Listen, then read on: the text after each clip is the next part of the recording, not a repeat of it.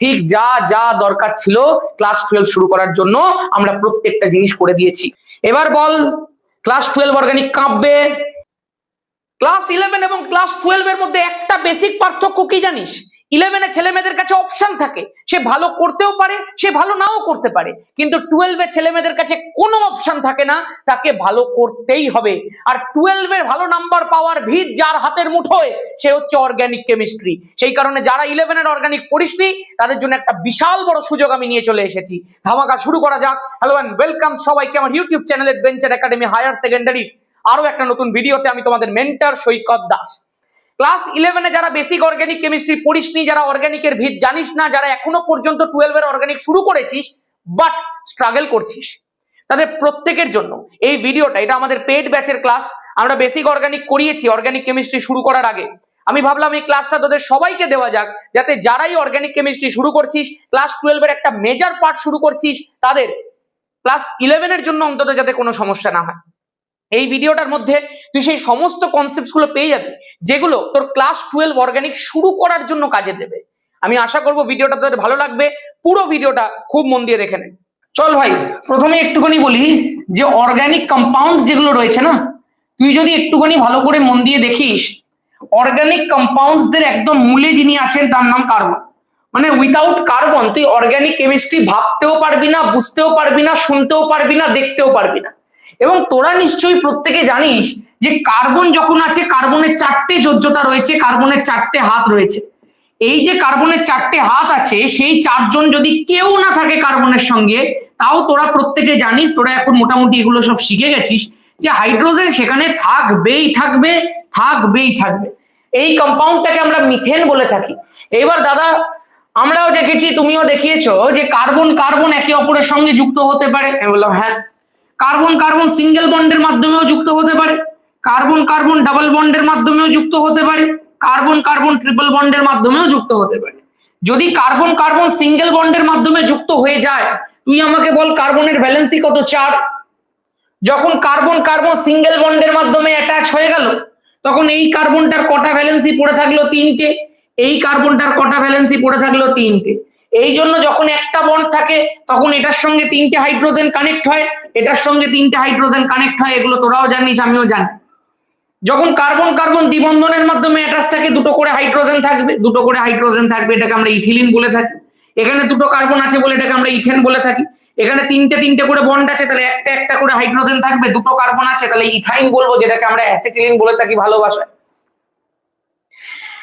এখন বিষয়টা হচ্ছে যে কার্বন আর কার্বন, তোরা প্রত্যেকে জানিস যে কার্বন কার্বন একে অপরের সঙ্গে যুক্ত হয়ে একটা বিরাট কার্বন শৃঙ্খল গঠন করতে পারে। এই কার্বন শৃঙ্খল গঠনের প্রক্রিয়াটাকে কার্বনের ক্যাটিনেশন ধর্ম বলা হয়ে থাকে। এবার আমাদের যদি বলা হয় যে কার্বন কার্বন কিভাবে যুক্ত হয়, তুই বলতে পারিস কার্বন কার্বন এক বন্ধনের মাধ্যমে যুক্ত হতে পারে, যুক্ত হয়ে হয়ে বড় কার্বন শৃঙ্খল তৈরি করতে পারে। তোরা যদি দেখিস কার্বন কার্বন দ্বিবন্ধনের মাধ্যমে যুক্ত হয়ে যেতে পারে, হয়ে হয়ে বড় কার্বন শৃঙ্খল তৈরি করতে পারে। কিন্তু কার্বন কার্বন ট্রিপল বন্ডের মাধ্যমে পরপর যুক্ত হতে পারবে না ভাই। তার কারণ কি? কার্বনের তো ভ্যালেন্সির একটা বিষয় থাকে, কার্বনের ভ্যালেন্সি মাত্র 4। যদি আমি এখানেও আবার 3খানা বন্ড দিই, তাহলে এই মাঝের কার্বনটার ভ্যালেন্সি 3 আর 3 মিলে 6 হয়ে গেল। সেটা কোনোদিনই পসিবল হতে পারে না। সেই কারণে তুই alternate triple bond single bond করতেই পারিস। মানে এটা ট্রিপল বন্ড দিলি, তারপর আবার সিঙ্গেল বন্ড দিলি, আবার ট্রিপল বন্ড দিলি, আবার সিঙ্গেল বন্ড দিলি, যাতে কোনো কার্বনের ভ্যালেন্সি 4-এর থেকে বেশি না হয়ে যায় বা কোনো কার্বনের ভ্যালেন্সি 4-এর থেকে কম না হয়ে যায়, সেই বিষয়টা তোমাকে দেখতে হবে। ঠিক আছে, ঠিক আছে, ঠিক আছে, ঠিক আছে, চলো। হ্যাঁ দাদা, এগুলো টেনে করো। আসলে বিষয়টা হচ্ছে বেসিক অর্গানিক যখন বলা হয়, বেসিক অর্গানিকের বেসিক 10 থেকেই শুরু হয়। মানে আমি জানি অনেকে জানিস, বাট আমার কাছে যা মেসেজ এসছে 40-45-50% ছেলে মেয়ে অর্গানিকের বেসিকই জানে না। সেই জন্য আমাকে শিখিয়ে নিতেই হবে। বিকজ আমি যখন এত বড় একটা অর্গানিকের মধ্যে ঝাঁপাবো, এত বিশাল একটা অর্গানিকের মধ্যে ঝাঁপাবো, কেউ যদি অর্গানিকের হাত পাই না জানে, তো সে কাজটা করবে কি করে ভাই? তাই না? হ্যাঁ, চলো, হয়েছে। এইবার বিষয়টা হচ্ছে এই যে ক্যাটিনেশন প্রপার্টিটা রয়েছে, কার্বন কার্বন একে অপরের সঙ্গে যুক্ত হওয়ার প্রপার্টিটা রয়েছে, তুইও আমাকে বল একটুখানি। এই যে ধারের কার্বন গুলো রয়েছে, এই যে কর্নারের কার্বন গুলো রয়েছে, এই কর্নারের কার্বনে কতগুলো করে হাইড্রোজেন যুক্ত হতে পারে আমাকে একবার প্রত্যেকে কমেন্ট করে দাও। এই যে ধারের কার্বনগুলো রয়েছে, এই যে কর্নারের কার্বনগুলো রয়েছে, এই কর্নারের কার্বনগুলোর মধ্যে কতগুলো করে হাইড্রোজেন যুক্ত হতে পারে? ভেরি গুড ভাই, 3টে করে যুক্ত হতে পারে, 3টে করে যুক্ত হতে পারে। ভেরি গুড ভাই, একদম। তাহলে এখানটায় 3টে আছে, এখানটায় 3টে আছে, হয়ে গেছে। আচ্ছা তুই আমাকে বল, এই মাঝখানের গুলোকে বলা হয় ইন্টারনাল কার্বন, আর এগুলোকে বলা হয় টার্মিনাল কার্বন। যদি তোকে টার্মিনাল পজিশন বলা হয়ে থাকে, তোরা যখন এর পরবর্তীকালে বায়োমলিকিউলস পড়তে যাবি তখন তোরা গ্লুকোজের স্ট্রাকচার দেখতে পাবি।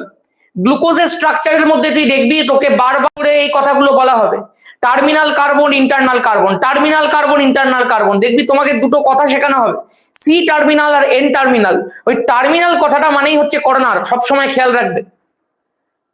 ইন্টারনাল কার্বনের মধ্যে তুই বুঝতে পারছিস দুটো করে ভ্যাকেন্সি আছে, দুটো করে জায়গা রয়েছে, তার মানে এখানে দুজন করেই মাত্র বসতে পারবে, পরিষ্কার কথা।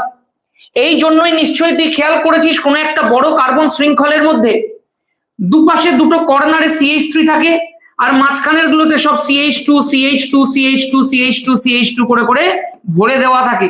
এই জন্যই কার্বন কার্বন এইরকম ভাবে যুক্ত হয়ে থাকে। এইটা গেল একটা বিষয়। এখন তোকে যদি আমি নাও বলি, তুই এখন বুঝতে পারবি যে এখানটায় দুটো হাইড্রোজেন কানেক্ট হবে, because to maintain the valency of carbon. এখানে কেউ যুক্ত হবে না, কেউ যুক্ত হবে না, কেউ যুক্ত হবে না, কেউ যুক্ত হবে না, কেউ যুক্ত হবে না, দুটো হাইড্রোজেন যুক্ত হবে, গল্প শেষ।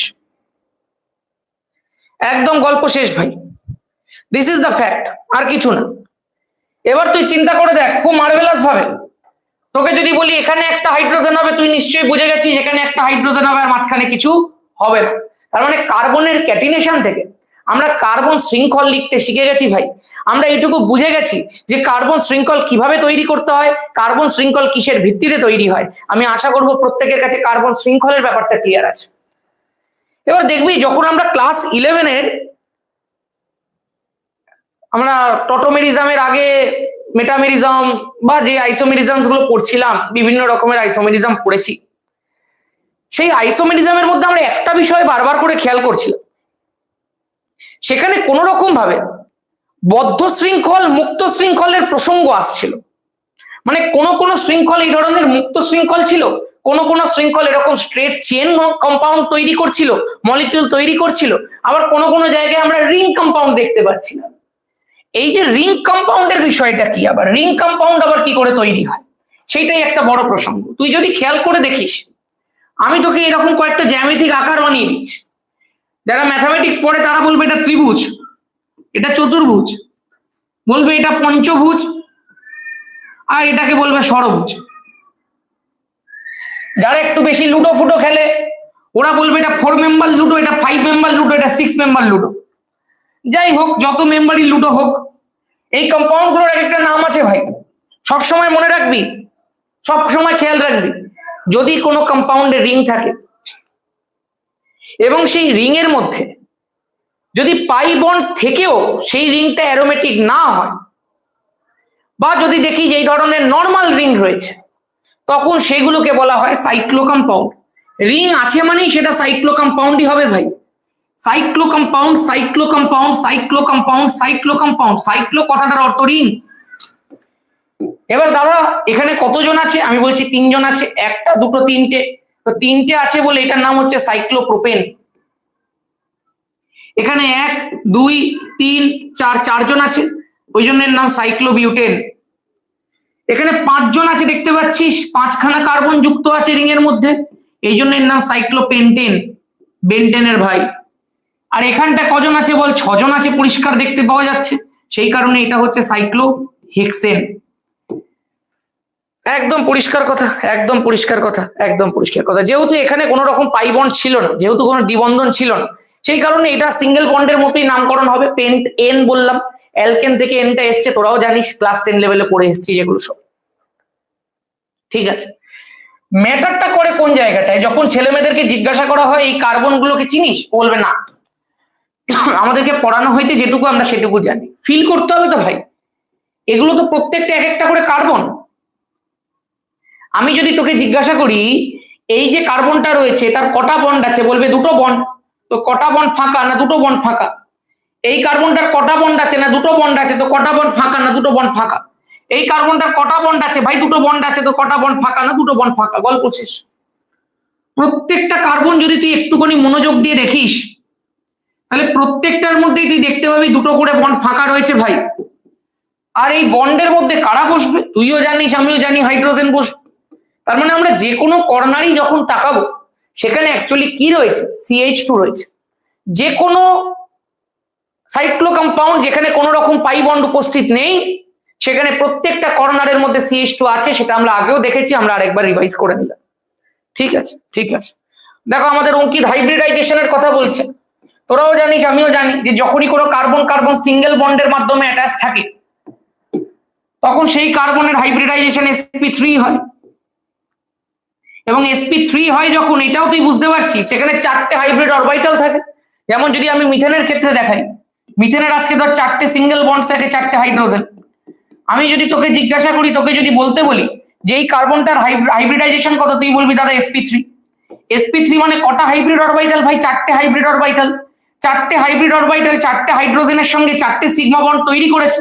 হাইড্রোজেনের 1s গুলো সেই সিগমা বন্ড তৈরিতে ইনভলভ। এগুলো তোরা সবাই বন্ডিং চ্যাপ্টারে পড়েছিস, বন্ডিং এর ওয়ান শট আমি দিয়ে দিয়েছিলাম। তাহলে এরকম বন্ডিংটা হয় কি করে? কার্বনের sp3, কার্বনের sp3, কার্বনের sp3, কার্বনের sp3, তার সঙ্গে হাইড্রোজেনের 1s, হাইড্রোজেনের 1s, হাইড্রোজেনের 1s, হাইড্রোজেনের 1s। এই 1s এর সঙ্গে এই sp3 এর একটা করে বন্ড হয়, যেটাকে আমরা sp3s সিগমা বন্ড বলে থাকি। এই sp3s সিগমা বন্ড গুলো এখানে প্রত্যেকটার ক্ষেত্রে দেখতে পাওয়া যাচ্ছে। ঠিক আছে, ঠিক আছে, ঠিক আছে, ঠিক আছে, একদম পরিষ্কার আছে, পরিষ্কার আছে, এগুলো সব ক্লিয়ার আছে। হাইব্রিডাইজেশন দিয়ে যদি আরো কয়েকটা কথা আমি একটু তোদেরকে বলি। ও বললোই যখন, তুই বলতো যদি কার্বন কার্বনের মধ্যে ডাবল বন্ড থাকে, তাহলে এই প্রত্যেকটা কার্বনের হাইব্রিডাইজেশন কত হয় বলতো দেখি? ডাবল বন্ড থাকলে হাইব্রিডাইজেশন কত হয়? ভেরি গুড ভাই। যারা যারা পড়তো 11-এ তারা তো সবাই বলে দিতে পারবে। বাকিরাও যেখানে পড়েছিস, যদি পড়ে থাকিস তো প্রপারলি শিখে যাবে। এটা sp2 হবে, এটাও sp2 হবে, পরিষ্কার কথা। ঠিক আছে, যদি আমি তোকে বলি এরকম ভাবে 4খানা কার্বন যুক্ত আছে, এখানে দুটো হাইড্রোজেন, এখানে দুটো হাইড্রোজেন, তোকে আমি নামকরণ করে দিচ্ছি, এটা A, এটা B, এটা C, এটা D।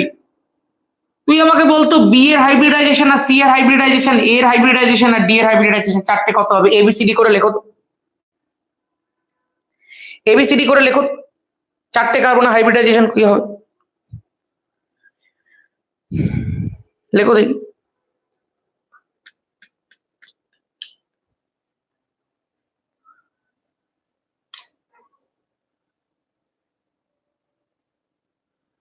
ভেরি গুড ভাই।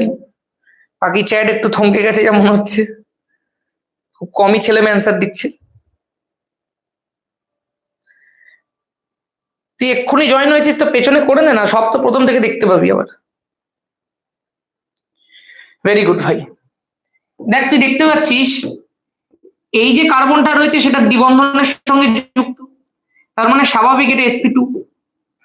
এই কার্বনটা সেটাও একটা দ্বিবন্ধনের সাথে যুক্ত, তাহলে এইটারও হাইব্রিডাইজেশন sp2। তুই বলবি দাদা এই কার্বনটাও তো দুখানা ডাবল বন্ডের মাধ্যমে যুক্ত, তাহলে এটাও sp2 হওয়ার কথা। বললাম না ভাই, তাহলে তুই sp2 মানেটাই জানিস না। sp2 মানে কি? আজকে যখন কার্বন কার্বনের মধ্যে দ্বিবন্ধন রয়েছে, সেই দ্বিবন্ধনটাকে যদি তুই একটু ভালো করে ম্যাগনিফায়ার গ্লাস দিয়ে দেখিস, তুই দেখতে পাবি দ্বিবন্ধন মানে একটা সিগমা বন্ড আর একটা পাই বন্ড। সিগমা বন্ড তো ঠিক আছে, কিন্তু এই পাই বন্ডটা তৈরি হয়েছে কি করে? পাই বন্ড তৈরি করার জন্য একটা কার্বনের একটা পি অরবিটাল আরেকটা কার্বনের আরেকটা পি অরবিটালের সঙ্গে এরকম হেড অন ওভারল্যাপ না করে পার্শিয়াল ওভারল্যাপ করেছে, সাইড ওয়াইজ ওভারল্যাপ করেছে। মানে আমরা যদি একটুখানি হাতের মাধ্যমে দেখাতে চাই, তাহলে এরকম হেড অন কলিশন করলে তবে সিগমা বন্ড তৈরি হয়, আর সাইড ওয়াইজ কলিশন করলে পাই বন্ড তৈরি হয়। এখন যখন এই সাইড ওয়াইজ কলিশনটা হয়েছে, যদি একটা পি আরেকটা পি এর সঙ্গে সাইড ওয়াইজ ওভারল্যাপ করে, তখন একটা পাই বন্ড তৈরি করে ভাই। তাহলে তুই আমাকে বল, যদি কোনো কার্বনের মধ্যে একটা ডাবল বন্ড তুই দেখতে পাস যেখানে একটা পাই বন্ড রয়েছে, তখন সেই কার্বন গুলো তাদের একটা করে পি অরবিটালকে ওই পাই বন্ড তৈরির কাজে ব্যবহার করবে? এটা তো একদম পরিষ্কার কথা, একদম ল্যাটারাল ওভারল্যাপ বলা হয় ইংরেজি। তো যখনই একটা কার্বন তার একটা পি অরবিটালকে রেখে দেবে, একটা পি অরবিটালকে পাই বন্ড তৈরির কাজে ব্যবহার করবে, তুই আমাকে বল কার্বনের অ্যাকচুয়াল হাইব্রিডাইজেশন কি ছিল? sp3 ছিল। ও একটা পি অরবিটালকে রেখে দিল পাই বন্ড তৈরির জন্য, তাহলে একটা পি অরবিটাল বাদ হয়ে গেল। যদি বাদ হয়ে যায় তাহলে এখন কত পড়ে থাকলো ভাই? sp2 পড়ে থাকলো। এই জন্যই দাদা কার্বনগুলোর হাইব্রিডাইজেশন sp2 হয়ে যাচ্ছে। আমি বললাম একদম হয়ে যাচ্ছে, কারণ একটা পি অরবিটাল দিয়ে সে পাই বন্ড তৈরি করেছে, তাহলে পড়ে আছে কটা? দুটো, তাহলে হাইব্রিডাইজেশন কি হয়ে গেল? sp2 হয়ে গেল। ঠিক আছে, ঠিক আছে, ঠিক আছে। তাহলে দাদা সেই কনসেপ্ট অনুযায়ী যখন কার্বনের সঙ্গে কার্বনের দুদিকেই ডাবল বন্ড আছে, যদি তুমি আমাকে বলো এই কার্বনটার হাইব্রিডাইজেশন কত হবে, তাহলে আমাকে একটা বিষয় কিন্তু পরিষ্কার করে আমি এখানে দেখতে পাচ্ছি যে এই কার্বনটার একটা পি অরবিটাল তো সে রেখে দিয়েছে পাশের কার্বনটার একটা পি অরবিটালের সঙ্গে সাইডওয়াইজ ওভারল্যাপের জন্য, আর আরেকটাও পি অরবিটাল সে রেখে দিয়েছে এই পাশের কার্বনটার আরেকটা পি অরবিটালের সঙ্গে আবার সাইডওয়াইজ ওভারল্যাপের জন্য। তার মানে এখানে এই একটা ওভারল্যাপ হচ্ছে, আবার এখানে এই একটা ওভারল্যাপ হচ্ছে, তার মানে এখানে দুখানা ওভারল্যাপ দেখতে পাওয়া যাচ্ছে। দাদা চিন্তা করে দেখো, এদের তো কুছ নেই যাতা, কারণ এদের একটা করে পি অরবিটাল ইনভলভ, কিন্তু এই বেচারা হনুমানটা যে মধ্যিখানে রয়েছে তার তো দুটো পি অরবিটাল ইনভলভ, ধরো px py দুজনেই ইনভলভ। তাহলে যদি দুটো পি অরবিটাল ইনভলভ থাকে, তাহলে তুই একটু ভেবে তলিয়ে চিন্তা করে ভাবতো যে এই কার্বনটার কটা পি অরবিটাল পড়ে আছে। তুই বলবি যারা দুটো ইনভলভ, তাহলে আর একটা মাত্র পড়ে আছে, তাহলে হাইব্রিডাইজেশন কত হয়ে যাবে? sp হয়ে যাবে। আমি sp চৌধুরী আসলামের কথা বলছি না, কিন্তু আমি sp হাইব্রিডাইজেশনের কথা বলছি। একদম পরিষ্কার আছে, কনসেপ্ট একদম ক্লিয়ার আছে, কনসেপ্ট একদম চকচক করবে ভাই। Class 12 কাঁপবে, organic কাঁপবে। বল জয় ধামাকা, বল জয় ধামাকা, বল জয় ধামাকা, বল জয় ধামাকা, বল। একদম কাঁপবে, কাঁপবে, কাঁপবে, কাঁপবে ভাই, অর্গানিক কেমিস্ট্রি কাঁপবে। আচ্ছা এমনি কি কোনোদিন হতে পারে যে সব পি অরবিটাল চলে গেল, শুধু এস পড়ে থাকলো? হতে পারে? কি মনে হয়, কি মনে হয় হতে পারে?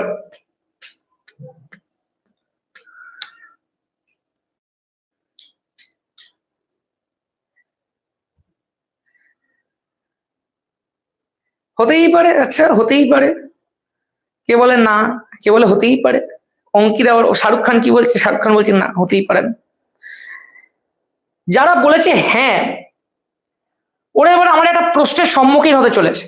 কনসেপ্ট কাকে বলে? দেখ ভাই, কনসেপ্ট তুই বললি হ্যাঁ হতেই পারে, তার মানে তুই বলতে চাইছিস এই কার্বনটার সঙ্গে এটা ট্রিপল বন্ড আছে, এটা ডাবল বন্ড আছে, তখনই তো একমাত্র এখানে দুখানা পাই আছে, এখানে একখানা পাই আছে। দুটো পাই তৈরির জন্য দুটো পি অরবিটাল ইনভলভ রাখতে হবে, একটা পাই তৈরির জন্য একটা পি অরবিটাল ইনভলভ রাখতে হবে, তবেই তো তিনটে পি অরবিটাল ইনভলভ হলো, তবেই তো এর হাইব্রিডাইজেশন শুধুমাত্র এস হবে। এবার শুধুমাত্র এস করতে গিয়ে ওর ভ্যালেন্সি তো বেড়ে যাচ্ছে ভাই। হ্যাঁ 5টা বন্ড হয়ে যেতে হচ্ছে, 5টা বন্ড কোনোদিন পসিবলই নয়, তার ফলে হাইব্রিডাইজেশন শুধুমাত্র এসও পসিবল নয়। আরে বুঝতে পারছিস? হ্যাঁ, আরে কনসেপ্ট ক্লিয়ার। যে অর্গানিক কেমিস্ট্রি পারতো না না, সে আজকের ক্লাসটা করুক, তারপরে সে বুঝতে পারবে সে অর্গানিক কি মিস করেছিল। ঠিক আছে, হ্যাঁ চলো নেক্সট। কোথায় বেশ ছিলাম? এই অঙ্কিত হনুমানটার জন্য আমি ডিস্ট্র্যাক্ট হয়ে গেলাম। কোথায় বেশ ছিলাম? এই হাইব্রিডাইজেশনটা বলছিলাম, কোথায় বেশ ছিলাম? ও এখানে ছিলাম। তো এগুলো প্রত্যেকটার ক্ষেত্রে তুই দেখতে পাচ্ছিস single bond single bond single bond করে করে আছে। তো প্রত্যেকটারই হাইব্রিডাইজেশন sp3 হবে, সেটা তুইও বুঝতে পারছিস, আমিও বুঝতে পারছি। এইবার তোকে আমি একটা প্রশ্ন করব, প্রশ্নটা হচ্ছে এই একটা পাই বন্ড, এই একটা পাই বন্ড, তুই আমাকে বল এই যে কম্পাউন্ডটা রয়েছে সেই কম্পাউন্ডটা একটা অ্যারোমেটিক কম্পাউন্ড, এই কম্পাউন্ডটা একটা অ্যান্টি অ্যারোমেটিক কম্পাউন্ড, নাকি এই কম্পাউন্ডটা একটা নন অ্যারোমেটিক কম্পাউন্ড? প্রত্যেকে আমাকে এক্ষুনি কমেন্টসের মধ্যে অ্যান্সার দেবে।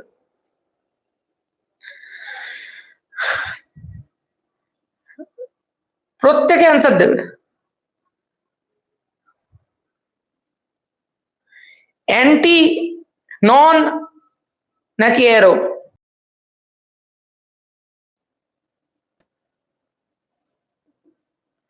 চ সবাই বলছে এটা নাকি অ্যান্টি অ্যারোমেটিক হবে। এখন প্রশ্নটা উঠছে, দাদা অ্যান্টি অ্যারোমেটিক হওয়ার জন্য কি শর্ত লাগে? আমি প্রথমেই তোকে দেখতে বলবো প্রথম কন্ডিশন। আচ্ছা আমি প্রথমে একটুখানি বিষয়টা করিয়ে দিই, অনেকে হয়তো বোঝেই না, প্রথমে একটুখানি করিয়ে দিই। ধর এটা বেনজিন রিং আছে, তোমাকে প্রথমে দেখতে হবে 1 নম্বর কন্ডিশন, অল কার্বন sp2 আছে কি নেই। অল কার্বন sp2 আছে কি নেই, খুব ভালো করে মন দিয়ে বলবে। অল কার্বন sp2 আছে, আছে। দাদা চিন্তা করে দেখো, 1টা 2টো 3টে 4টে 5টা 6টা, সব কটা কার্বনে ডাবল বন্ডের ছোঁয়া রয়েছে, সব কটা কার্বন ডাবল বন্ডের সঙ্গে যুক্ত রয়েছে, তো প্রত্যেকটা কার্বনের হাইব্রিডাইজেশন sp2 আছেই। দ্বিতীয় কথা, এবার আমাদেরকে দেখতে হবে পাই বন্ড, আরো স্পেসিফিক্যালি বলতে গেলে দেখতে হবে পাই electrons. Hückel's law of aromaticity বলে 4n + 2 number of pi electrons থাকতে হবে। এখন দাদা এই n এর ভ্যালুটা থেকে শুরু হয় না, n এর ভ্যালুটা 0 থেকে শুরু হয়ে যায় ভাই, নিয়ে শুরু হয়ে যে কোনো পূর্ণ সংখ্যা হতেই পারে। এবার তুই চিন্তা করে দেখ, আজকে যদি আমি বলি এই একটা পাই বন্ড, এই একটা পাই বন্ড, এই একটা পাই বন্ড, তাহলে কতগুলো পাই বন্ড হয়ে গেল? 3 পাই বন্ডস হয়ে গেল, তাহলে 6 পাই ইলেকট্রনস হয়ে গেল। 6 পাই ইলেকট্রনস যদি হয়ে যায়, n এর জায়গাতে 1 বসা, 4 × 1 + 2, গল্প শেষ, হয়ে গেল 6 পাই ইলেকট্রনস, শেষ হয়ে গেছে ভাই। তার মানে এটা হুকেলস ল অফ অ্যারোমেটিসিটি কে মান্যতা দিচ্ছে, সুতরাং এইটা একটা অ্যারোমেটিক কম্পাউন্ড, গল্প শেষ। এইবার অ্যান্টি অ্যারোমেটিকের বিষয়টা কি হবে?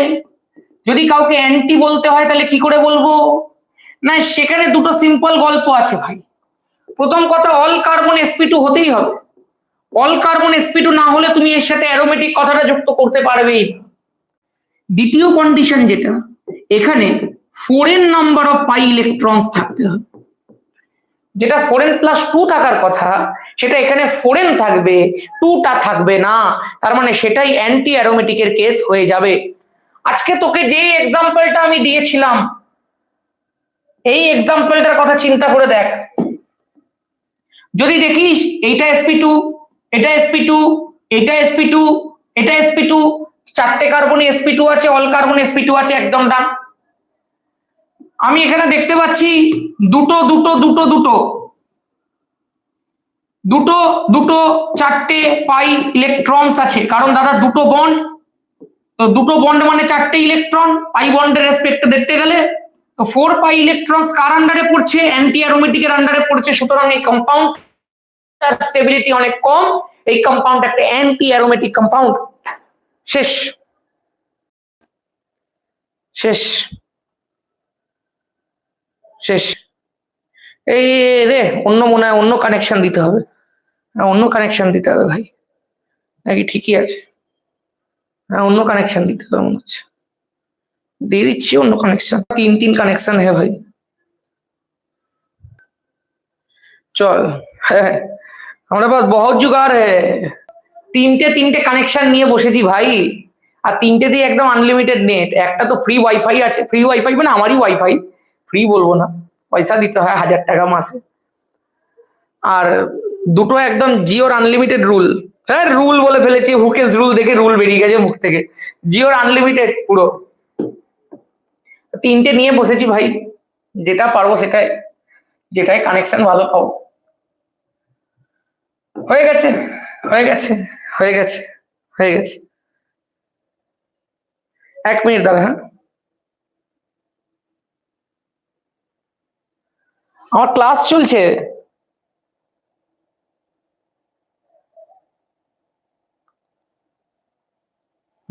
ঠিক আছে।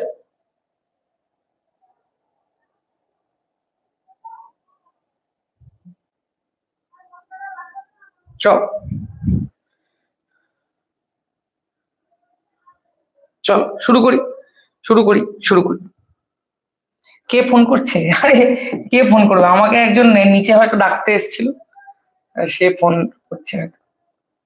চল দেখ দেখ দেখ, হনুমানের নজর সব দিকে।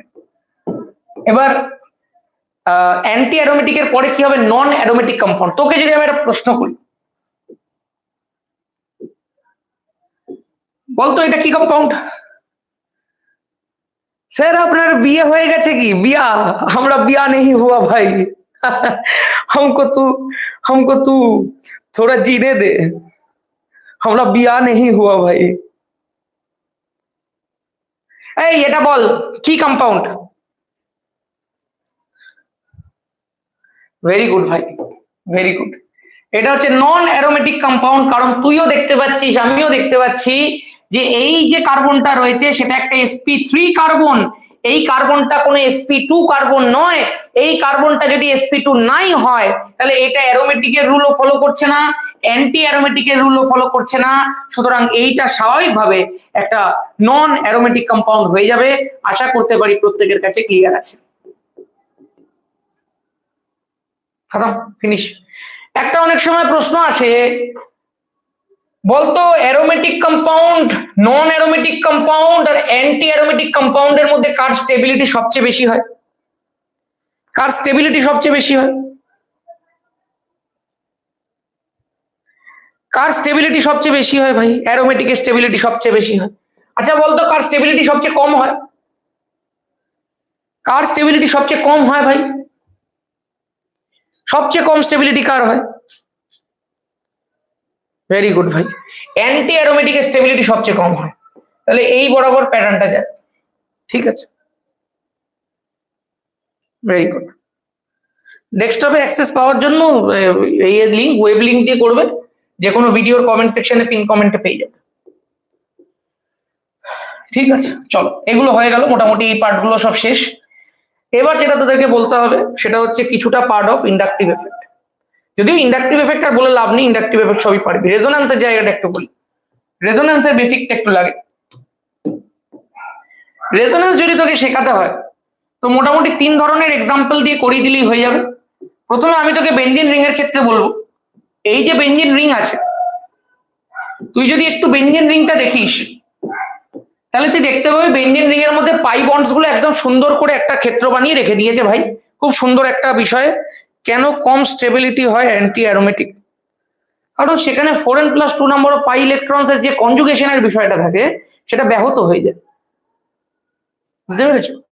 কনজুগেশনটা যখন ব্যাহত হয়ে যায় তখন সেটা পরবর্তীকালে যখন তুই যদি কখনো প্ল্যানার সারফেসে কম্পাউন্ডের পুরো কনজুগেশনটাকে খেয়াল করিস, যদি কোনোদিনও করিস, এখন তোদের নেই ওসব, তখন দেখতে পাবি যে অ্যারোমেটিক কম্পাউন্ডসদের মধ্যে যে কনজুগেশনের বিষয়টা ছিল 4n+2 number of pi electrons থাকার জন্য, সেই কনজুগেশনটা একটা সিমেট্রিক ওয়েতে কনজুগেশনটা হচ্ছিল, একটা সেম ওয়েতে কনজুগেশন হচ্ছিল।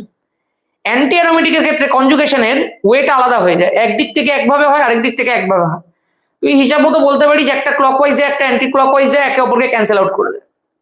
দ্যাট ইজ ওয়াই অ্যান্টি অ্যারোমেটিকের ক্ষেত্রে স্টেবিলিটিটা পুরোপুরিভাবে নষ্ট হয়ে যায়। আর নন অ্যারোমেটিকটা হচ্ছে নিউট্রাল কেস, ও কনজুগেশনে টেক পার্টি করে না। তো কনজুগেশন আনস্টেবল করে দেওয়ার থেকে কনজুগেশনে টেক পার্ট না করাটা ভালো। ওই জন্য অ্যান্টি অ্যারোমেটিক সব থেকে লোয়ার হয়। ঠিক আছে দাদা, আপনার ফোনের মডেল কি? এটা হচ্ছে S24 আছে। দেখ, এটা যেটা বলছিলাম, এই যে বেঞ্জিন আছে, তুইও জানিস আমিও জানি বেঞ্জিনের মধ্যে এই পাই ইলেকট্রনস, পাই বন্ডস গুলো রয়েছে। এবার এই পাই বন্ড গুলো বলতো শিফট করতে পারে এমনি করে। এই পাই বন্ডটা পাশের কার্বন কার্বন বন্ডের মধ্যে শিফট করলো। যখন শিফট করে গেল, তুইও জানিস আমিও জানি কি হতে চলেছে এখান থেকে। যখন আছে তোকে যদি আরো ভেঙে দেখাই, একদম এত শিফট করার প্রসঙ্গে আমি যাচ্ছি না, প্রথমে তোকে একদম ভেঙে দেখাচ্ছি। তুই প্রথমে ধর এই যে পাই বন্ডটা রয়েছে সেই পাই বন্ডটা ব্রেক করে গেল, পাই বন্ডটা তোর ভেঙে গেল, পাই বন্ডটা ব্রেক করে গেল। যখনই কোনো একটা পাই বন্ড ব্রেক করে তখন সেই পাই বন্ডের ব্রেকিং এর রেজাল্ট দুটো হতে পারে, যে কোনো একটা কার্বনের মধ্যে নেগেটিভ চার্জ যাবে, যে কোনো একটা কার্বনের মধ্যে পজিটিভ চার্জ যাবে। কারণ একটা বন্ড যখন ব্রেক করে তার মানে কি বন্ডটা কোনো একটা কার্বনের মাথার উপরে শিফট করে যায়, তো শিফট করলো যখন তার মাথার উপরে নেগেটিভ চার্জ বসলো, আর যেখান থেকে শিফটটা করলো তার মাথার উপরে পজিটিভ চার্জটা বসলো, শেষ। বাকি যেমন ছিল তেমন থাকবে, এটা এখানে এটা এখানে। এবার তুই বল এই নেগেটিভ চার্জটা পাশের কার্বনের মধ্যে শিফট করবে, কার্বন কার্বন বন্ডের মধ্যে যখনই শিফট করলো তখন এই পাই বন্ডটা খুলে এই পাশের কার্বনটা মাথার উপরে চলে যাবে। সঙ্গে সঙ্গে তুই দেখতে পাচ্ছিস এই যে সিস্টেমটা ছিল সেটা এরকম একটা আকার পেয়ে গেল, এখানে বন্ডটা চলে এলো আর এখানটা নেগেটিভ চার্জ চলে এলো, এখানে আবার পাই বন্ড চলে এলো, এখানটা পজিটিভ চার্জ চলে এলো। আবার যদি তোকে একটুখানি বলি এরপরে কি হতে চলেছে, তুই দেখতে পাচ্ছিস এই খেয়াল করে দেখ, একটা দিকেই কনজুগেশনটা চলতে থাকছে। অ্যারোমেটিক রিং যখন হবে এই বিষয়টা তুই পাবি যে কনজুগেশনটা যে কোনো একদিকেই চলবে এবং পুরো রিংটা স্টেবিলিটি পাবে। অ্যান্টি অ্যারোমেটিকে সেটা বিপরীত হয়ে যায়, সেগুলো পরে গিয়ে তোরা জানবি আস্তে আস্তে। এবার যখন এটা এখানে গেল তখন এটা মাথার উপরে চলে গেল, তারপরে এটা কি হবে, এটা এখান থেকে এখানে যাবে, এখানে পজিটিভ যাবে, এখানে পাই বন্ড, এখানে পাই বন্ড, শেষ। এবার এই পাই বন্ডটা আবার এখানটায় যাবে, নেগেটিভ চার্জটা গিয়ে সঙ্গে সঙ্গে কি করবে বল, এখানে পাই বন্ড, এখানে পাই বন্ড, এখানে পাই বন্ড। তাই এটা একে অপরের বিপরীত বলে মনে হচ্ছে, রেজোন্যান্স কমপ্লিট হয়ে গেছে।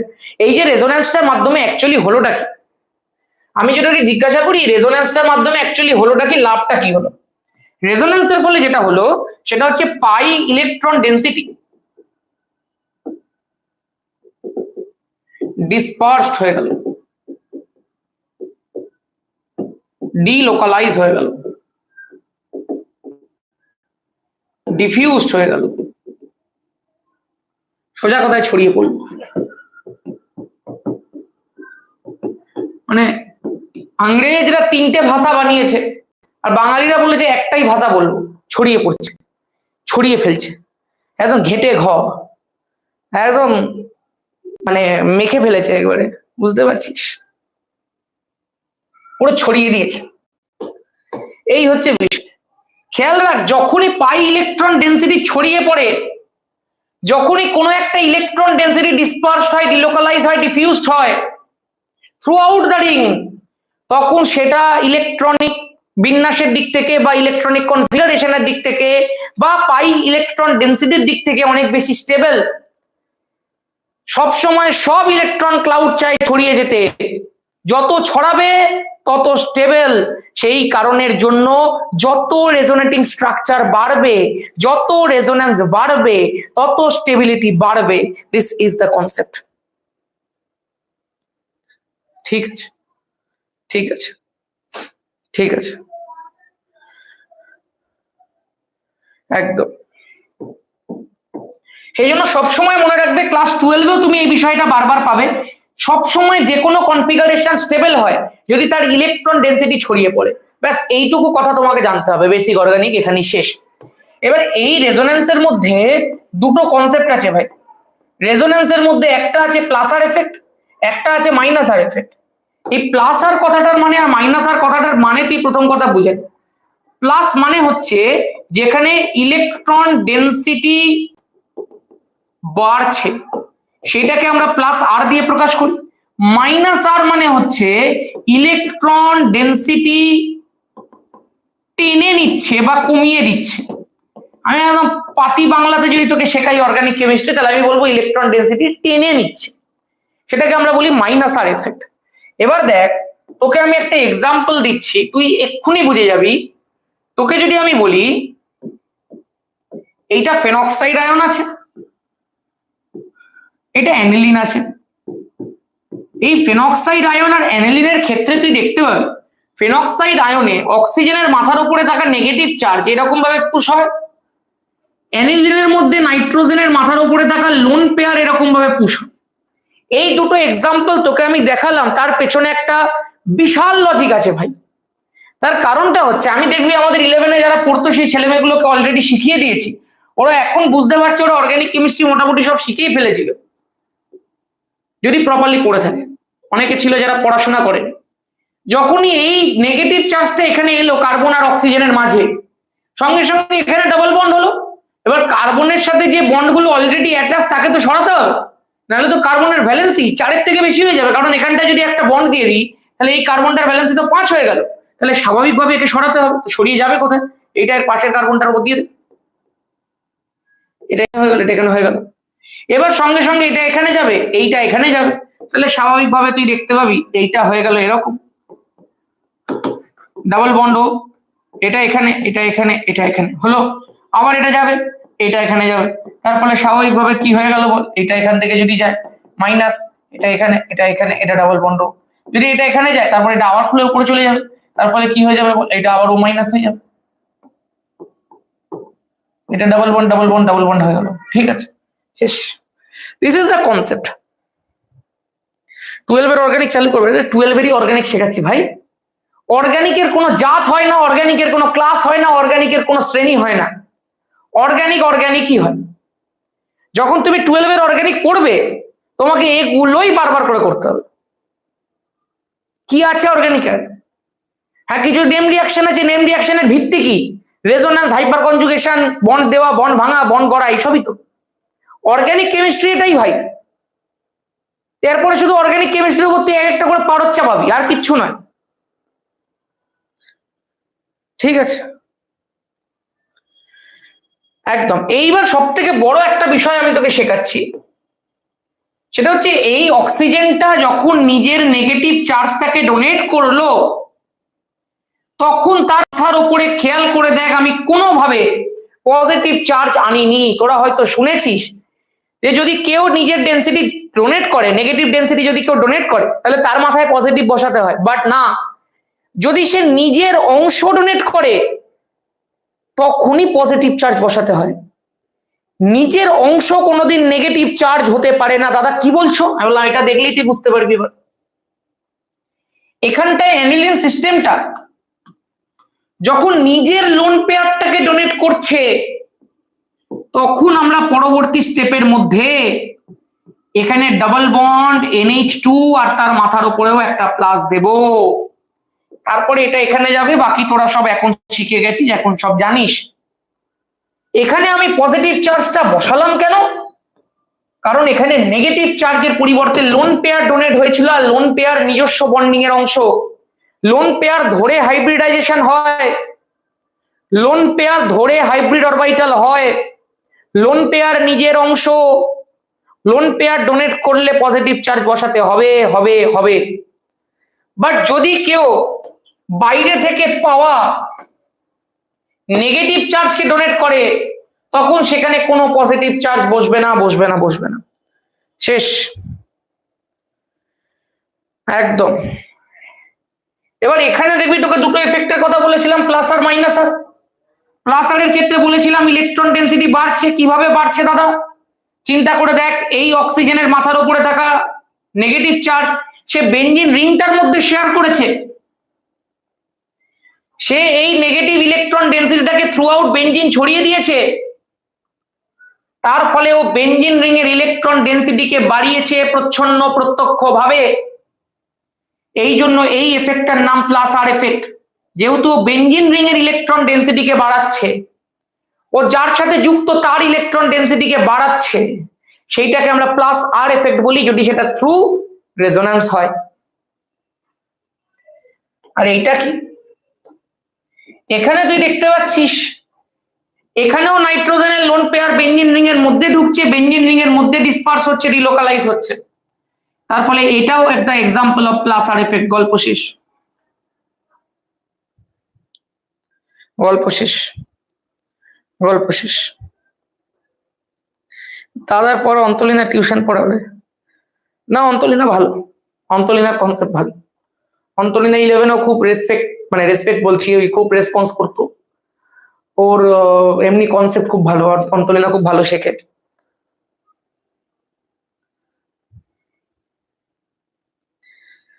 ইলেভেনে টু বি ভেরি অনেস্ট, যারা যারা পড়তো সবাই মোটামুটি ভালো ছিল। কিছু কিছু ছেলে মেয়ে ছিল যারা পড়াশোনা করে। অভিজ্ঞান মারাত্মক, মার্ভেলাস তার ক্ষমতা। সার্থকেরও ক্ষমতা প্রচুর, সার্থকও যদি চায় বিরাট নাম্বার পেয়ে যেতে পারে। রায়সী আছে, এরা মানে 11-এ আমি কিন্তু এদেরকে অ্যাক্টিভ দেখিনি, তবে আমার মনে হয় ট্র্যাকে ফিরবে। সৌম্যদীপ যদিও পড়াশোনা করেছে, সৌম্যদীপ পড়াশোনা করেনি এমনটা নয়, সৌম্যদীপ করেছে। রায়সী সার্থকরা একবারে করে, অভিজ্ঞান তবুও করেছে, রায়সী সার্থকরা একবারে করে। ঠিক আছে, আরো অন্তলীনা তো এমনি পড়াশোনা করতো, অন্তলীনাকে মনে হয় আমি 9 থেকে চিনি সম্ভবত, আমি ঠিক জানি না।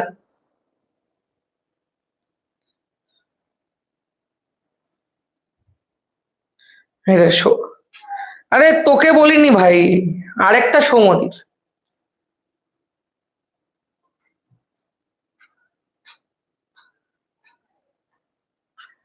আর কে কে ছিল আমাদের? অঙ্কিত ভালো ছেলে। জগদ্ধাত্রী পুজোটায় যদি একটু কম বেরোতো তাহলে মনে হয় ওর সেকেন্ড সেমটা খারাপ হতো না। জগদ্ধাত্রী পুজোটা কাল করে দিয়েছিল পুরো,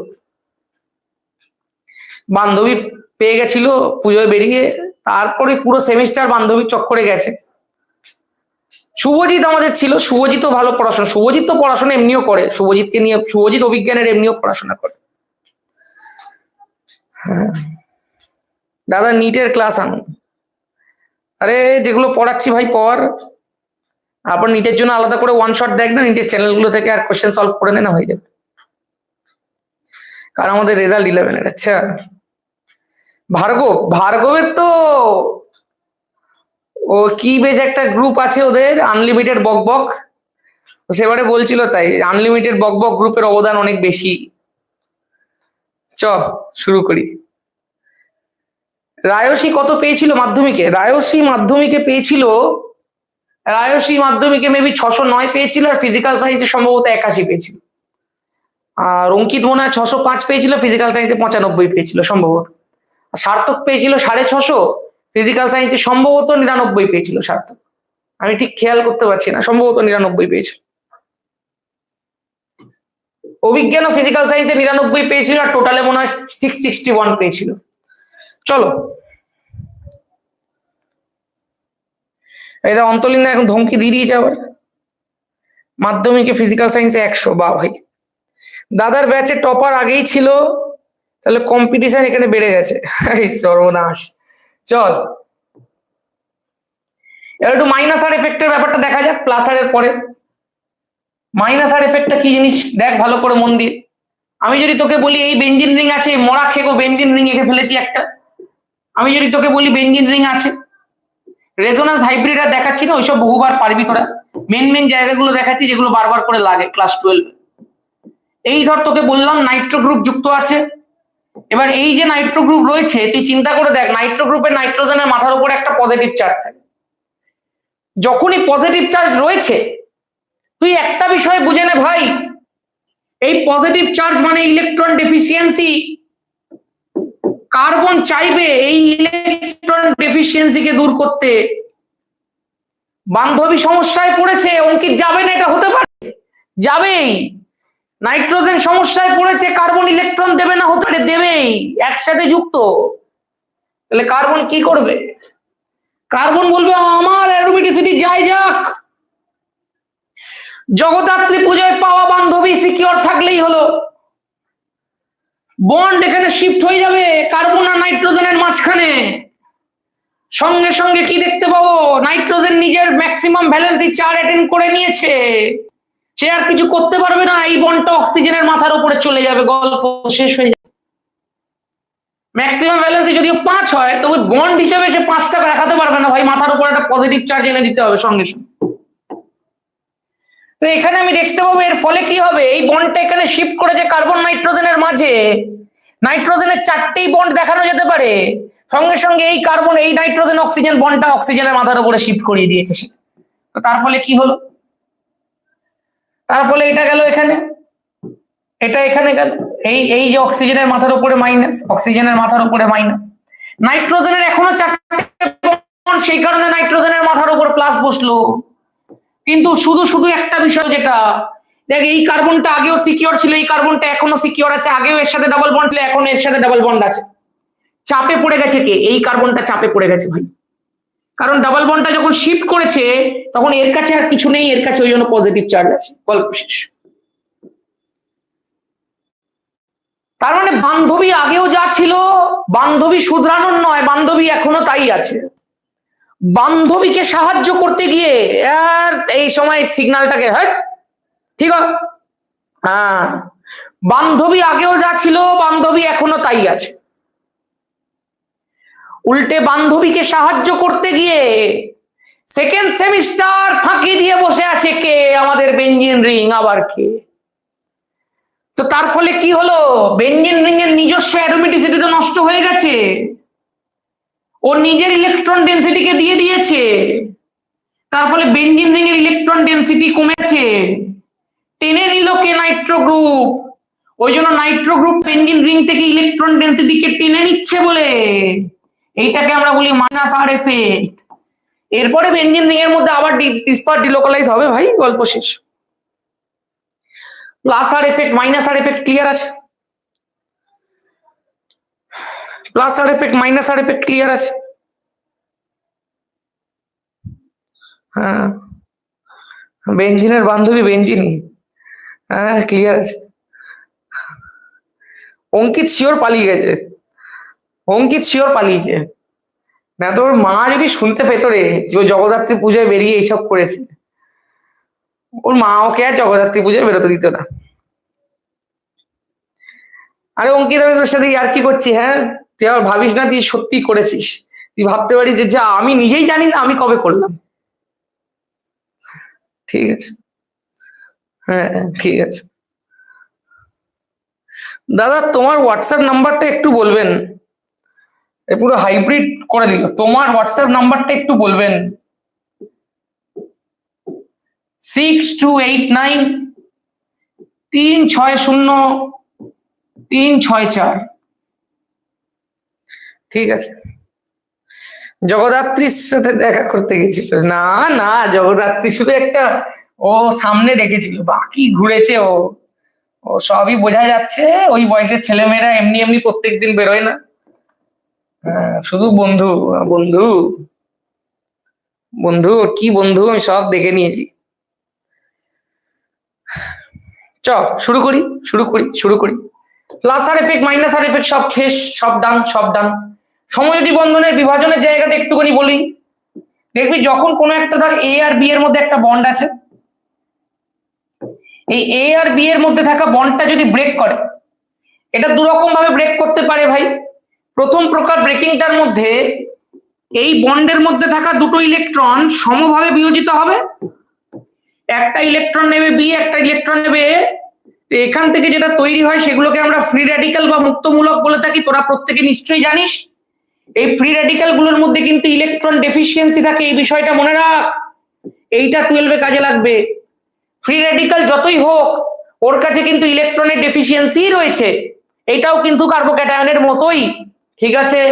তবে কার্বোক্যাটায়নের অনেকটা ডেফিসিয়েন্সি থাকে, এটার অল্প ডেফিসিয়েন্সি আছে, ডেফিসিয়েন্সি আছে। এবার চিন্তা করে দেখ, এবার চিন্তা করে দেখ, হ্যাঁ এটাকে বলে হচ্ছে হোমোলিসিস। লিসিস মানে বিভাজন, হোমো মানে সমান হবে, এটাকে বলে হেটারোলিসিস, মানে অসম বিভাজন। এবার তুই চিন্তা করে দেখ, একদম একটা বাস্তব উদাহরণ দিচ্ছি। ধর এ আর বি এর মধ্যে একটা বন্ড আছে, একটা বন্ড মানে দুটো ইলেকট্রন, এই একটা ইলেকট্রন এই একটা ইলেকট্রন। ধর একটা উদাহরণ দিচ্ছি, ধর সার্থক আছে, সার্থক আর সার্থকের বউ হিড়িম্বা সুখে সংসার করছে। তো একদিন সার্থকের বউ সার্থককে বলছে, হ্যাঁ রে সার্থক, চল তুই 500 দে আমি 500 দিই, আমরা 1000 টাকার একটা ফান্ড তৈরি করি। ওরে পাশের মার্কেট থেকে চল তুই 500 আর আমি 500 কিছু কিনে আনি। ঠিক আছে। সার্থক নাচতে নাচতে গেছে। হ্যাঁ আজ আজ লুডো খেলে হেরেছি তো কি হয়েছে, কিছু নতুন কিনবো। নাচতে নাচতে গেছে, গিয়ে দেখছে এক অন্য কাণ্ড। হিড়িম্বার এই জামাটাও পছন্দ, হিড়িম্বার ওইটাও পছন্দ, হিড়িম্বা সেটাও পছন্দ। হিড়িম্বা বলছে তুই আমাকে কিছু কিনে দিসনি বিগত 3 মাস ধরে, এবার এটাও কিনবো আমি, ওটাও কিনবো আমি, সেটাও কিনবো আমি।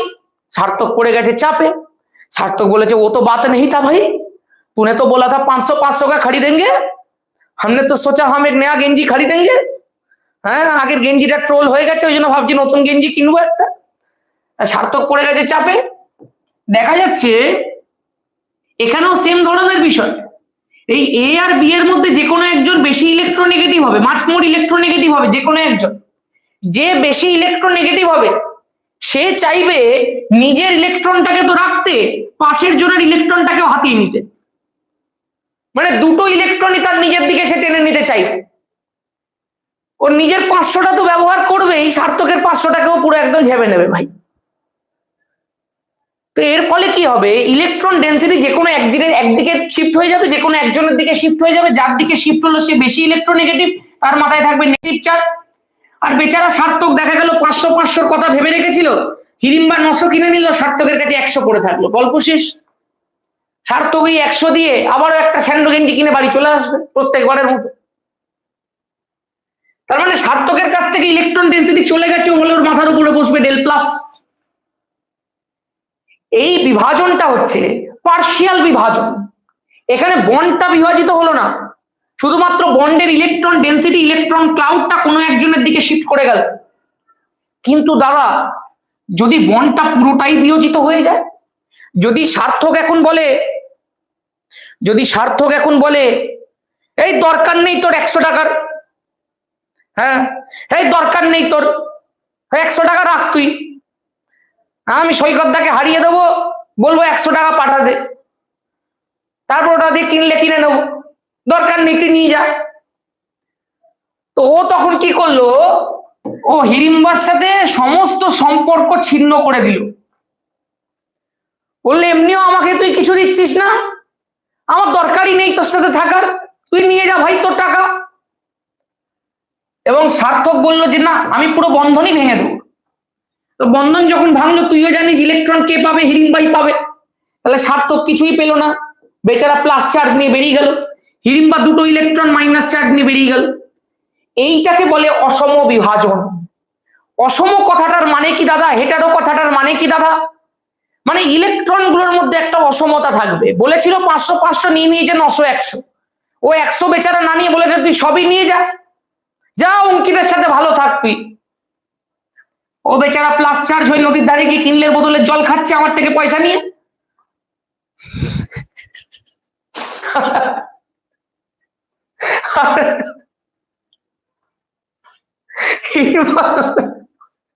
হিড়িম্বা এদিকে অঙ্কিতের সাথে কেটে পড়েছে কোথাও।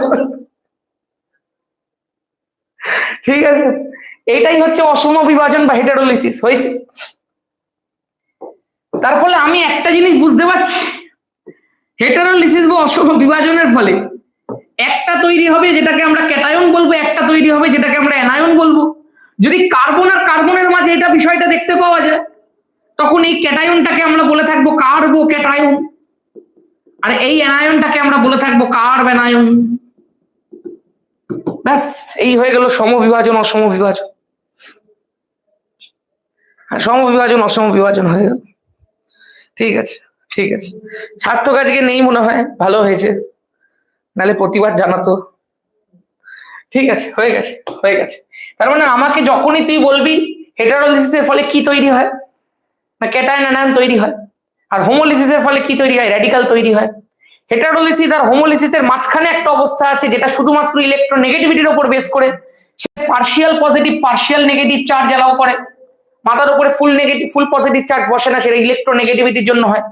শেষ হয়ে গেছে, সমস্ত কিছু ক্লিয়ার। এবার বেসিক অর্গানিকের আরেকটা পার্ট আছে যেখানে তোকে জানতে হবে hyper conjugation. By the way, এগুলো নিয়ে আরেকটু বলার আছে, বলি এগুলো। আচ্ছা, আগে হাইপার কনজুগেশনটা বলে নি, তারপরে বলবো। हाइपर कन्जुगेशन आगे बोलें।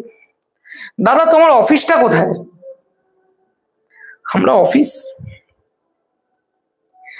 ऑफिस कोलकाता में है, हमारा घर है, ऑफिस कहाँ है भाई? ऑफिस कुछ नहीं है भाई। सबार बউ अंकितेर बউ, बाट अंकितेर बউ सबार नয়। এই বাবা ভাই কি উচ্চারণ করে ফেলেছি আমি। চ চ চ হাইপার কনজুগেশন বিষয়টা কি দাদা? আমি বলছি হাইপার কনজুগেশনকে বলা হয় নো বন্ড রেজোনেন্স।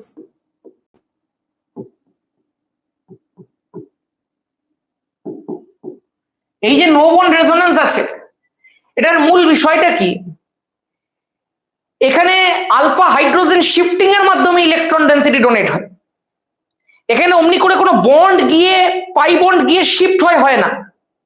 ওই জন্য এই কনসেপ্টটাকে নো বন্ড রেজোনেন্স বলা হয়। এই হাইপার কনজুগেশন এফেক্টটা তৈরি হয়েছিল মেনলি কার্বোক্যাটায়ন বা যে কোনো ধরনের ক্যাটায়ন, মেনলি কার্বোক্যাটায়ন এবং ফ্রি র্যাডিক্যালকে ইলেকট্রন দেওয়ার জন্য। মানে কার্বোক্যাটায়ন আর ফ্রি র্যাডিক্যাল যাতে ইলেকট্রন পায় তার জন্য এটা মেনলি তৈরি হয়েছে। এবং তার পাশাপাশি ডাবল বন্ডের স্টেবিলিটির জন্য এটা কিন্তু কাজে লাগে। কোন একটা ডাবল বন্ডেড কার্বন, কোন একটা ডাবল বন্ডেড কম্পাউন্ড স্টেবল হবে কি হবে না সেটাও তার হাইপার কনজুগেশনের উপরে ডিপেন্ড করে। আমি কলকাতা সায়েন্স সিটি থাকি। এবার যদি এই যে কম্পাউন্ডটা তোকে আমি 11ও শিখিয়েছিলাম, এটা খেয়াল করে দেখ, 2 মিথাইল বিউট টুইন, বিউট আছে মানে দাদা 4টে কার্বন আছে, বললো হ্যাঁ। এবার যে কোনো একটা দিক থেকে নাম্বারিং করে দিই, 1 2 3 4। 2 মিথাইল আছে মানে 2 নম্বর পজিশনে মিথাইল বসিয়ে, বিউট টুইন আছে মানে 2 আর 3 এর মাঝে একটা ডাবল বন্ড বসবে। যখন 2 ইন বলে দিয়েছে তাহলে যেটা মিনিমাম নাম্বার আছে সেটার মধ্যে তোকে বসাতে হবে। তাহলে 2 আর 3 এর মাঝখানে তুই বসিয়ে, তুই 1 আর 2 এর মাঝে বসাতে পারবি না, তাহলে ওটা তো বিউট 1 ইন। সবসময় তোকে লোয়েস্ট নাম্বারটাই বলে দেবে। খুব ভালো করে শিখে নে ভাই, যখন অর্গানিক শুরু হবে তখন থামাতে পারবি না। আর বাকি সবে কি বসাবো? হাইড্রোজেন বসাবে। এখানে 4টে হয়ে গেছে, এখানে আর একটা বাকি, এখানে 3টে বাকি, গল্প শেষ। এটা আছে 2 মিথাইল বিউট 1 ইন। তাহলে দাদা বিউট 1 ইন যখন আছে আগে 4টে কার্বন করব, 1 2 3 4 করব। 1 ইন বলেছে, 1 আর 2 এর মাঝে ডাবল বন্ড দেবো, 2টো হাইড্রোজেন দেবো, 1টা হাইড্রোজেন দেবো, 2টো হাইড্রোজেন দেবো, 3টে হাইড্রোজেন দেবো, হয়ে গেল। তার মানে আমি নাম দেখে কম্পাউন্ড বানিয়ে দিতে পারবো। এইবার এখানে যদি ভালো করে দেখিস, এখানে একটা CH3 আছে, এখানে একটা হাইড্রোজেন আছে, এখানে একটা CH3 আছে, এখানেও একটা CH3 আছে।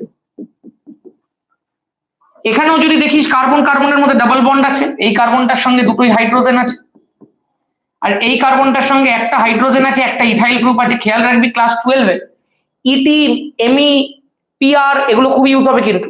ইটি মানে ইথাইল, পিআর মানে প্রোপাইল, এমি মানে মিথাইল, আইপিআর মানে আইসোপ্রোপাইল, সবকিছু কিন্তু জানতে হবে। থ্রু আউট ক্লাস 12 বহুবার পড়াবো, বহুবার শিখবি। এবার খেয়াল করে দেখবি এখানে একটা বিষয় আছে যে দুটোর মধ্যে কোনটা বেশি স্টেবল সেটা জানার জন্য কি করতে হবে, না ডাবল বন্ডের যে কার্বন গুলো রয়েছে তুই দেখবি এদের সঙ্গে ডিরেক্টলি অ্যাটাচ কোনো sp3 কার্বন আছে কি। প্রথমেই যে সন্ধানটা করবি সেটা হচ্ছে কার্বনের সন্ধান। ডাবল বন্ডেড কার্বন আছে, তার সঙ্গে ডিরেক্টলি অ্যাটাচ sp3 কার্বন, হ্যাঁ আছে sp3 কার্বন আছে। ডিরেক্টলি অ্যাটাচ sp3 কার্বন, হ্যাঁ আছে, এই যে sp3 কার্বন আছে। ডিরেক্টলি অ্যাটাচ sp3 কার্বন আছে, হ্যাঁ এই যে sp3 কার্বন আছে। তাহলে এই কার্বনটাও sp3, এই কার্বনটাও sp3, এই কার্বনটাও sp3। মনে রাখ ডাবল বন্ডেড কার্বনের সঙ্গে ডিরেক্টলি অ্যাটাচ sp3 কার্বনে যতগুলো হাইড্রোজেন আছে সেগুলোকে আলফা হাইড্রোজেন বলে, বিকজ এই sp3 কার্বন গুলোর নামই হচ্ছে আলফা কার্বন। আর এই আলফা কার্বনে যতগুলো করে হাইড্রোজেন আছে সেগুলোকে বলে আলফা হাইড্রোজেন। 3টে, এখানেও আলফা হাইড্রোজেন আছে 3টে, এখানেও আলফা হাইড্রোজেন আছে 3টে। তাহলে মোট আলফা হাইড্রোজেনের সংখ্যা কত বল? 9টা। আর এখানটা কি দেখতে পাচ্ছি আমি, এখানে ইথাইল গ্রুপ আছে, একটু যদি ভালো করে মুছে দেখে নিস, CH2 CH3 আছে। ডিরেক্টলি অ্যাটাচ কার্বন কোনটা? এইটা। এটা কি sp3? হ্যাঁ এটা sp3। কতগুলো হাইড্রোজেন আছে? 2টো আছে। দাদা পাশেরটা হবে না? না, ডিরেক্টলি অ্যাটাচ কোনটা? ডিরেক্টলি অ্যাটাচ এটাই। তারপরে এখানে আলফা হাইড্রোজেন আছে 2টো। এটা কি আলফা হাইড্রোজেন? না। এটা কি আলফা হাইড্রোজেন? না। এটা কি আলফা হাইড্রোজেন? না। তার মানে এখানে আলফা হাইড্রোজেন 2টো, এখানে আলফা হাইড্রোজেন 9টা। যেখানে আলফা হাইড্রোজেন বেশি তার হাইপার কনজুগেটিভ স্টেবিলিটি বেশি, তাহলে স্বাভাবিকভাবে এর হাইপার কনজুগেটিভ স্টেবিলিটি বেশি হয়ে যাবে। ঠিক আছে, একদম। যার আলফা হাইড্রোজেন বেশি তার নো বন্ড রেজোনেন্স বেশি, নো বন্ড রেজোনেন্স বেশি মানে হাইপার কনজুগেশন বেশি।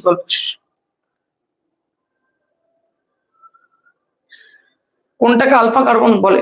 আলফা কার্বন হচ্ছে ডাবল বন্ডেড কার্বনের সঙ্গে ডিরেক্টলি অ্যাটাচ sp3 কার্বন, সেটা হচ্ছে আলফা কার্বন। আলফা কার্বনে যতগুলো হাইড্রোজেন থাকে সেগুলো হচ্ছে alpha hydrogen. Clear clear clear. এবার এই হাইপার কনজুগেটিভ স্টেবিলিটিটা যে কোনো ক্যাটায়ন যে কোনো মুক্তমূলকের ক্ষেত্রেও প্রযোজ্য। যেমন যদি তোকে বলি, এবার আমি 4টে এক্সাম্পল একবারে দিয়ে দিচ্ছি একদম পরপর। CH3 radical, CH3 CH2 radical, মানে যা যা রিভিশন করতে হতো সবই করিয়ে দিলাম। CH3 CH3 র্যাডিক্যাল, আর যেটা তুই 12 বারবার দেখতে পাবি সেই টার্ট ব্যুটাইল র্যাডিক্যাল। ঠিক একই রকম ভাবে যদি ক্যাটায়নের কথা বলি, তো মিথাইল ক্যাটায়ন, ইথাইল ক্যাটায়ন,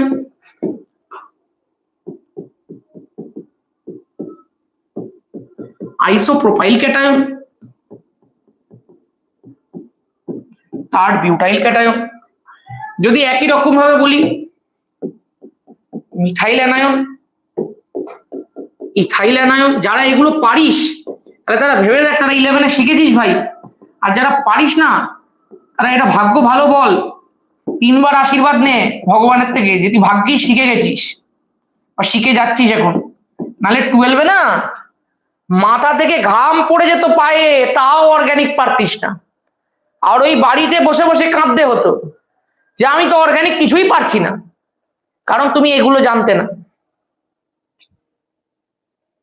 আর যারা এগুলো পারছিস এবং এখানে পড়তিস 11-এ, বলেছিলাম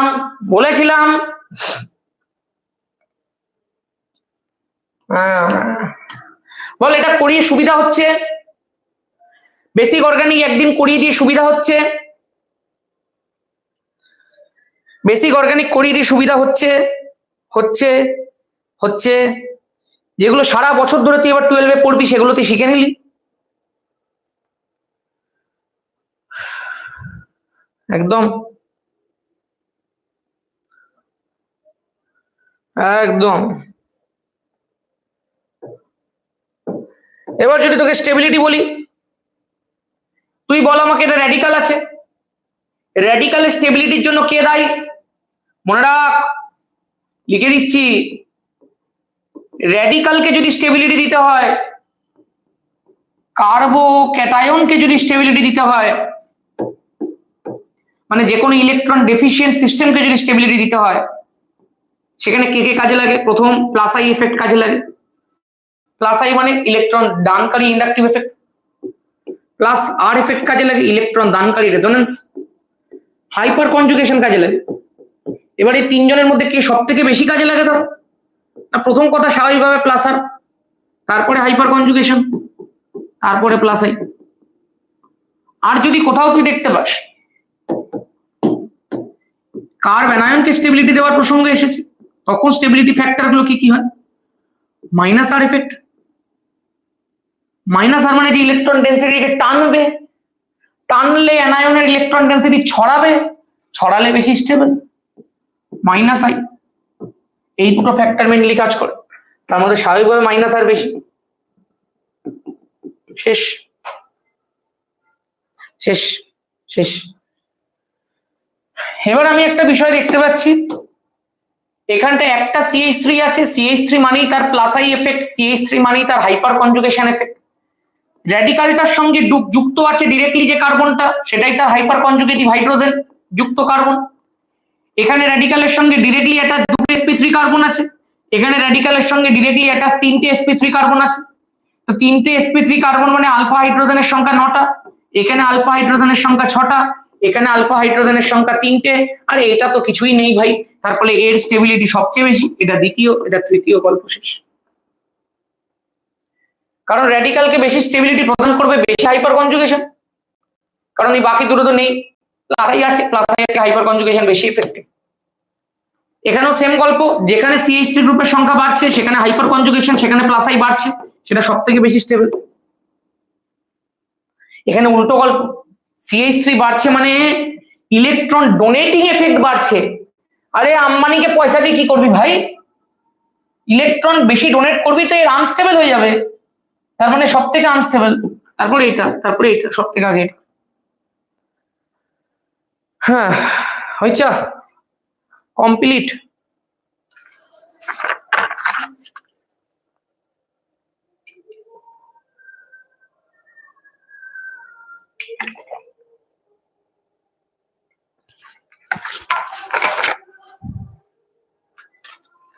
কমপ্লিট, চলো, ভেরি গুড। এগুলো সব হয়ে গেছে, সব হয়ে গেছে, এগুলো এবার সব পারবি তুই। Benzyl cation, propyl cation, allyl cation, সব এখন তুই জানিস। অ্যালাইল মানে কি ভাই, নামগুলো জেনে রাখ, নামগুলো খুব কাজে দেবে। প্রোপাইল মানে এটা,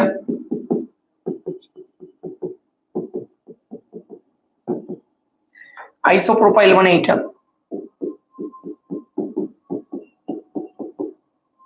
আচ্ছা আমি যদি তোকে জিজ্ঞাসা করি, এইটা 1, এটা 2, বেনজাইল তো স্বাভাবিক সব থেকে বেশি হবে, এটা 3,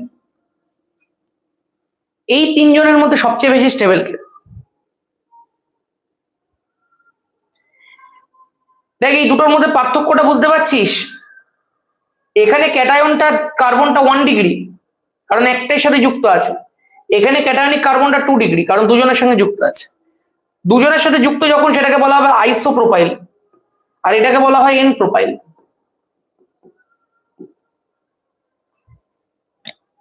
হয়েছে? চলো বলে ফেলো, বলে ফেলো।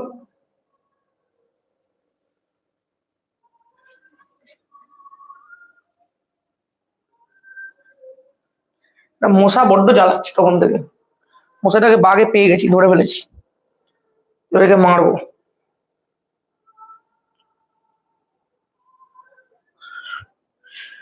চলো, due to hyper conjugative structure identical resonance number 1। আচ্ছা ওয়াও ভাই, এত কষ্ট করার কি দরকার ছিল?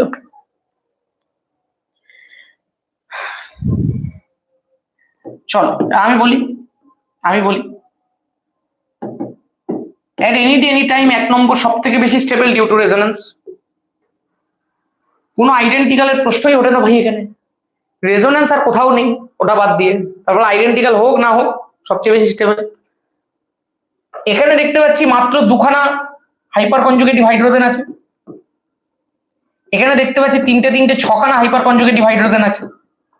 তারপরে 1, তারপরে 3, তারপরে 2, গল্প শেষ। ঠিক আছে, ঠিক আছে, হয়েছে, হয়েছে, হয়েছে, complete. Next, cis two butene, trans two butene. আরে সিস মানে কি, বিউটিন মানে বল আগে, বিউটিন মানে কি? 4টে কার্বন, 2 পজিশন আছে, 1 2 3 4, 2 পজিশনে ডাবল বন্ড, যেহেতু বিউট প্লাস ইন আছে, ইন মানে ডাবল বন্ড, ইন মানে double bond, CH3 CH CH CH3। আর trans two butene same structure হবে ভাই, এই যা মুছে দিলাম কেন, সেম স্ট্রাকচার হবে, জাস্ট সিস আর ট্রান্স আলাদা করতে হবে। তুইও জানিস, যারা যারা জানিস না দেখেন, সিস ট্রান্স আলাদা করার নিয়ম কি? ডাবল বন্ড CH3, দেখ এখানেও একটা CH3, এখানেও একটা CH3। যদি দুটো CH3 একই দিকে বসে, দুটো হাইড্রোজেন একই দিকে বসে, তখন সেই কম্পাউন্ডটার নাম হয় সিস কম্পাউন্ড। আর যদি তুই দেখতে পাস দুটো CH3 ডিফারেন্ট সাইডে বসে গেছে, দুটো হাইড্রোজেন ডিফারেন্ট সাইডে বসে গেছে, তখন এই কম্পাউন্ডটার নাম হয় ট্রান্স কম্পাউন্ড। সিস কম্পাউন্ডের মধ্যে তোরা দেখতে পাচ্ছিস কিনা জানি না, এই যে হাইড্রোজেন হাইড্রোজেন হাইড্রোজেন গুলো ছড়িয়ে আছে, এখানেও হাইড্রোজেন হাইড্রোজেন হাইড্রোজেন গুলো ছড়িয়ে রয়েছে। এই হাইড্রোজেনের মধ্যে একটা ম্যাসিভ ইন্টারঅ্যাকশন হয়, তার ফলে সিস কম্পাউন্ড কিন্তু আনস্টেবল প্রকৃতির কম্পাউন্ড হয়। অন্যদিকে ট্রান্স কম্পাউন্ডে বহু দূরে এগুলো, তার ফলে সেখানে ইন্টারঅ্যাকশন হয় না, ফলে এটা স্টেবল কম্পাউন্ড হয়, শেষ। এবং এই কনসেপ্টটাকে, ভেরি গুড ভাই, কনসেপ্টটাকে বলা হয় স্টেরিক হিন্ড্রেন্স।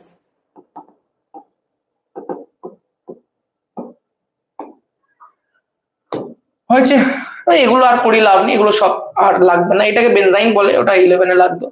SN1 SN2, আচ্ছা SN1 SN2 কিন্তু এইটা ডিরেক্ট আমি ক্লাস 12-এ করাবো। এটা ক্লাস 12 হ্যালো অ্যালকিন হ্যালোজেনসে ডিরেক্ট রয়েছে, পুরো SN1 পুরো SN2 আবার করাবো, পুরো প্রথম থেকে করাবো। ঠিক আছে, ঠিক আছে, একটা জিনিস আমি জিজ্ঞাসা করবো,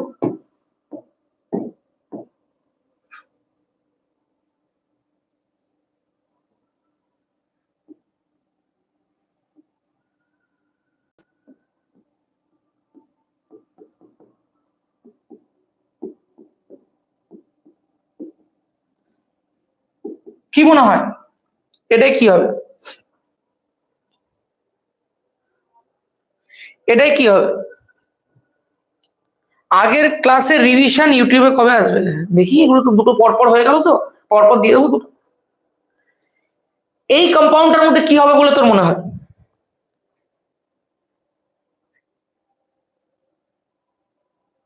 হ্যাঁ বলো, কি হবে বলে মনে হয়? মানে এখানে কি হতে চলেছে? এ এ টানবে, এ দেবে, কি হতে চলেছে? মানে তোর কি মনে হচ্ছে কম্পাউন্ডটা দেখে? আচ্ছা, লোকজন কি মানে ব্যাপারটা বুঝতে পারছে না, ঠিক আছে বলছি। এই যে কম্পাউন্ডটা রয়েছে সেখানে তুই দেখতে পাবি দু রকম গ্রুপ কানেক্টেড আছে। এই গ্রুপটা প্লাস আর এফেক্টের জন্য দায়ী, এই গ্রুপটা মাইনাস আর এফেক্টের জন্য দায়ী। যদি দেখতে pass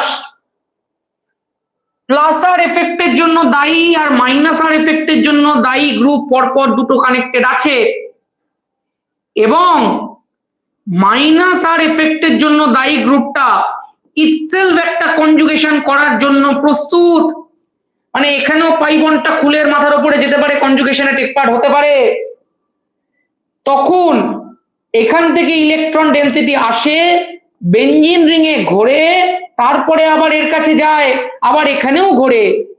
this conjugation is known as extended conjugation.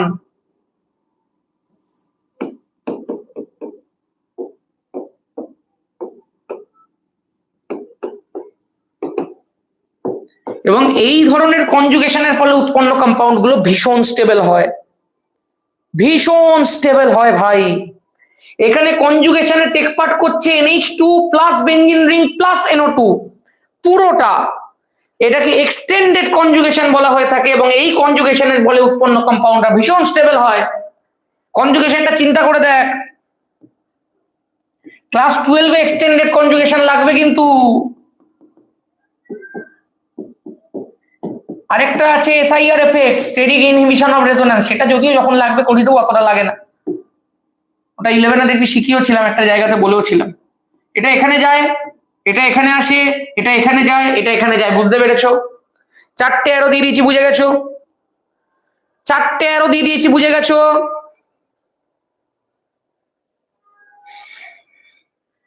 যে এতক্ষণ ধরে ক্লাস করেছে, যে আমার সাথে organic chemistry basic to advance শিখলো, সে বুঝে গেছে, সে বুঝে গেছে আমি কেন এটাকে এক্সটেন্ডেড কনজুগেশন বলছি, বুঝে গেছে একদম। কনজুগেশনটা শুধুমাত্র এটার সঙ্গে এটার মধ্যে নয়, একটা গ্রুপ, একটা রিং, আরেকটা গ্রুপ, পুরোটা মিলিয়ে কনজুগেশন, ফলে এটার নাম এক্সটেন্ডেড কনজুগেশন। স্টেবিলিটি নরমাল কনজুগেশনের থেকে বেশি। ঠিক আছে, বাস মোটামুটি তোমাদের যা জানার দরকার ছিল সেটা একদম খুঁটিনাটি একদম শুরু থেকে বলা হোক, নর্মাল ক্যাটিনেশন প্রপার্টি হোক, বন্ডিং এর জায়গা হোক, অ্যান্টি অ্যারোমেটিক, অ্যারোমেটিক, নন অ্যারোমেটিক হোক, কিংবা রিং এর ব্যাপারটা কভার করা হোক, কিংবা তোমার হাইপার কনজুগেশন হোক, কিংবা তোমার রেজোন্যান্স হোক, কিংবা তোমার SIR এফেক্ট বলছি কি বলে এক্সটেন্ডেড কনজুগেশন হোক, কিংবা তোমার পজিটিভ চার্জ নেগেটিভ চার্জের গল্প হোক, কিংবা তোমার কার্বোক্যাটায়ন কার্বনায়ন স্টেবিলিটি হোক, কিংবা তোমার মুক্তমূলক স্টেবিলিটি হোক, ঠিক যা যা দরকার ছিল ক্লাস 12 শুরু করার জন্য আমরা প্রত্যেকটা জিনিস করে দিয়েছি, আমরা প্রত্যেকটা জিনিস করিয়ে দিয়েছি। এবার বল, ক্লাস 12 অর্গানিক কাঁপবে, ক্লাস 12 অর্গানিক কাঁপবে, কাঁপবে, কাঁপবে, বল কাঁপবে, বল 12 অর্গানিক কাঁপবে, বল। IUPAC নোমেনক্লেচার কখনো ক্লাস 12 এর ডিসাইডিং ফ্যাক্টর হয় না, IUPAC নোমেনক্লেচার ক্লাস 12 এ আসে না। আইসোমেরিজমের জায়গা আছে, সেটা আমি করিয়ে দেবো, ডিরেক্টলি আছে, ওই জন্য করালাম না, তো SN1 SN2 এখানেও করাবো। ঠিক আছে, রেকর্ডের ভিডিও চলে এসেছিল ভাই আজকে সকালেই। ঠিক আছে, আজকের মতো এখানেই, টাটা টাটা টাটা, সবাই বাড়ি চলে যাও, বাড়ি গিয়ে খাওয়া দাওয়া করো, তো বাড়িতেই আছিস। 1 2 3 4 5 6,